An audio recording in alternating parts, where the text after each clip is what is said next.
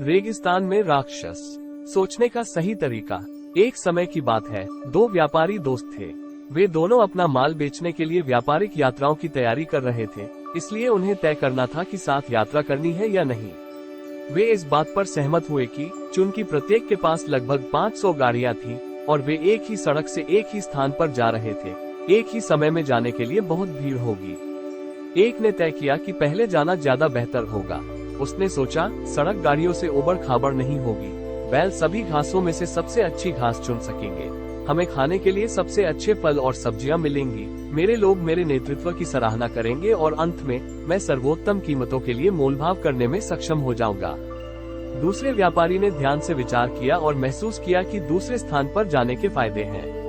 उसने सोचा, मेरे दोस्त की गाड़ियां जमीन को समतल कर देंगी, इसलिए हमें सड़क का काम नहीं करना पड़ेगा। उसके बैल पुरानी खुरदरी घास खाएंगे और मेरे खाने के लिए नई कोमल शाखाएं उगाएंगी। उसी तरह वे भी करेंगे, पुराने फलों और सब्जियों को चुने और ताजी सब्जियां हमारे आनंद के लिए उगेंगी। जब मैं पहले से निर्धारित कीमत ले सकता हूं और अपना लाभ कमा सकता हूं, तो मुझे मोलभाव करने में अपना समय बर्बाद नहीं करना पड़ेगा। इसलिए वो पहले अपने दोस्त को जाने देने के लिए तैयार हो गया।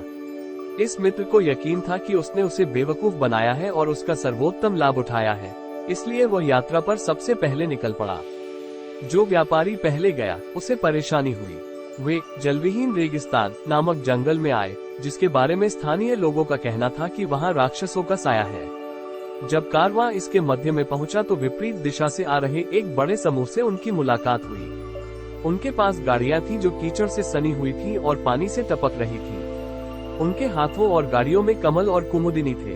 मुखिया व्यक्ति, जो सब कुछ जानने वाला था, ने व्यापारी से कहा, आप पानी का इतना भारी बोझ क्यों उठा रहे हैं? कुछ ही समय में आप पीने के लिए बहुत सारे पानी और खजूर के साथ क्षितिज पर उस नखलिस्तान तक पहुंच जाएंगे। खाने के लिए आपके बैल अतिरिक्त पानी से भरी उन भारी गाड़ियों को खींचते खींचते थक गए हैं, इसलिए पानी फेंक दें और अपने अधिक काम करने वाले जानवरों के प्रति दयालु बने। हालांकि स्थानीय लोगों ने उन्हें चेतावनी दी थी, लेकिन व्यापारी को यह एहसास नहीं हुआ कि ये असली लोग नहीं थे, बल्कि भेष में राक्षस थे। यहाँ तक कि उन्हें उनके द्वारा खाए जाने का भी खतरा था। यह विश्वास करते हुए कि वे मददगार लोग थे, उसने उनकी सलाह मानी और अपना सारा पानी जमीन पर बहा दिया। जैसे जैसे वे आगे बढ़ते गए, उन्हें कोई मृद्यान या पानी बिल्कुल नहीं मिला। कुछ लोगों को एहसास हुआ कि उन्हें ऐसे प्राणियों द्वारा मूर्ख बनाया गया है जो राक्षस हो सकते हैं, और वे बड़बड़ाने लगे और व्यापारी पर आरोप लगाने लगे। दिन के अंत में सभी लोग थक गए थे। बैल पानी की कमी के कारण इतने कमजोर हो गए थे कि उनकी भारी गाड़ियां नहीं खींच पा रहे थे।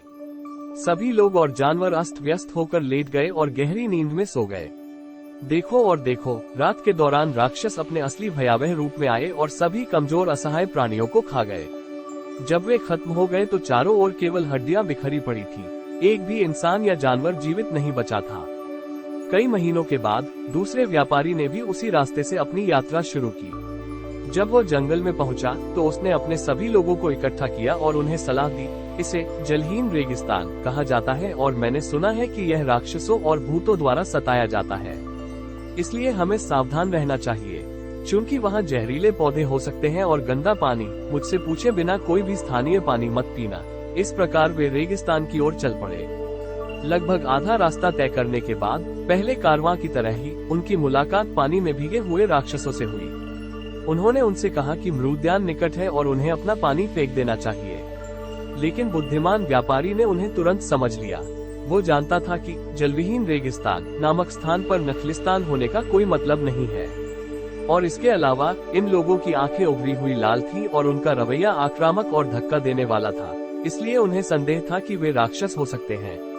उन्होंने उन्हें ये कहते हुए अकेला छोड़ देने के लिए कहा, हम व्यवसायी लोग हैं जो अच्छा पानी तब तक नहीं फेंकते जब तक हमें पता न चल जाए कि अगला पानी कहां से आ रहा है।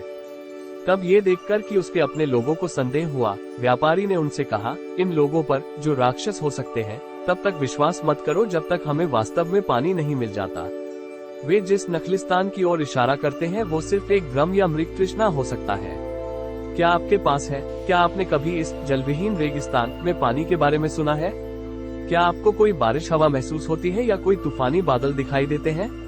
उन सभी ने कहा, नहीं, और उसने आगे कहा, अगर हम इन अजनबियों पर विश्वास करते हैं और अपना पानी फेंक देते हैं तो बाद में हमारे पास पीने या पकाने के लिए कुछ भी नहीं होगा। तब हम कमजोर और प्यासे होंगे और यह आसान होगा दुष्टात्माएं आकर हमें लूट लेंगी या हमें खा भी लेंगी। इसलिए जब तक हमें वास्तव में पानी न मिल जाए, एक बूंद भी बर्बाद न करें। कारवां अपने रास्ते पर चलता रहा और शाम को उस स्थान पर पहुंचा जहां पहले कारवां के लोगों और बैलों को राक्षसों ने मारकर खा लिया था। उन्हें चारों ओर गाड़ियां और मनुष्य तथा जानवरों की हड्डियां पड़ी हुई मिली। उन्होंने पहचान लिया कि पूरी तरह भरी हुई गाड़ियां और बिखरी हुई हड्डियां पूर्व कारवां की थी। बुद्धिमान व्यापारी ने कुछ लोगों को रात के समय शिविर के चारों ओर निगरानी करने के लिए कहा। अगली सुबह लोगों ने नाश्ता किया और अपने बैलों को अच्छी तरह खिलाया। उन्होंने पहले कारवां से बची हुई सबसे मूल्यवान चीजों को अपने माल में शामिल कर लिया। इसलिए उन्होंने अपनी यात्रा बहुत सफलतापूर्वक पूरी की और सुरक्षित रूप से घर लौट आए ताकि वे और उनके परिवार अपने लाभ का आनंद ले सकें। नैतिक बात यह है, व्यक्ति को हमेशा इतना बुद्धिमान होना चाहिए कि वो पेचीदा बातों और झूठे दिखावे से मूर्ख न बने।